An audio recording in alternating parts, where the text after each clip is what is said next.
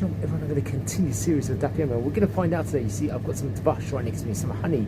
Can it be included in the mincha offering? Can it not be? That's what we're going to learn about, friends, in today's page of Daf Yomi. And what's going on over here, friends? We're talking not just about dvash. Today we're talking about something called se'or over here. So what can be brought as a meal offering? That's the question that's brought about. And according to the Torah, two things cannot be brought as meal offerings. Something called se'or, leaven, and the dvash, honey over here, friends. That can't be brought according to the Torah.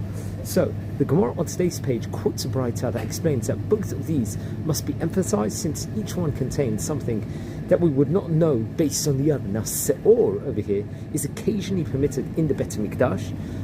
For example, the shtei halechem, the two loaves that's brought on the Jewish festival of Shavuot. But dvash is never permitted in the temple. So wow, this is actually not going to be allowed inside the Bet HaMikdash. The dvash is over here, the honey in of its own right. Now dvash can be mixed with the remnants of meal offerings that are eaten, but those remnants cannot be allowed to become leavened. So why are se'or and dvash and honey not going to be permitted over here, friends?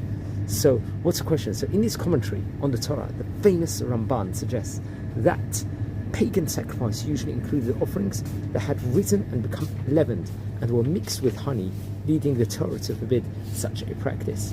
Now another approach would be the famous Sefer HaChinuch over here. What does that say over here? It suggests that the Torah did not want sacrifices brought from powerful elements that affect others, like se'or, that causes, let's say, leavening, and the dvash that changes the flavor of whatever is mixed with it. Rather ordinary, middle of the road types, let's just say, of things.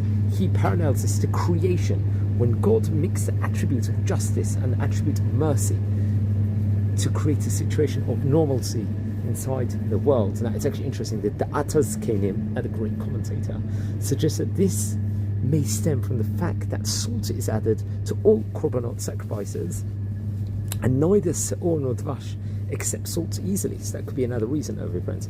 Now, Rav Adin Steinsaltz also adds that it should be noted that the dvash, the honey, which has been translated as honey, the dvash, does not refer to bees' honey, but to honey made from processing fruit. So there's a huge difference here. The Sefer HaChinuch allows that it might also include bees' honey, although there are those who argue that such honey is not equivalent to the sweetiness of the seventh species of the fruits that Israel is actually praised for, Eretz Israel is, which is what this refers to. And Rashi and the Rashbam explain that this also does not mean specifically date honey, but can be sweet fruit based on, let's just say, fruit-based connections. So wish you all a great day and watch every single day the tidbit.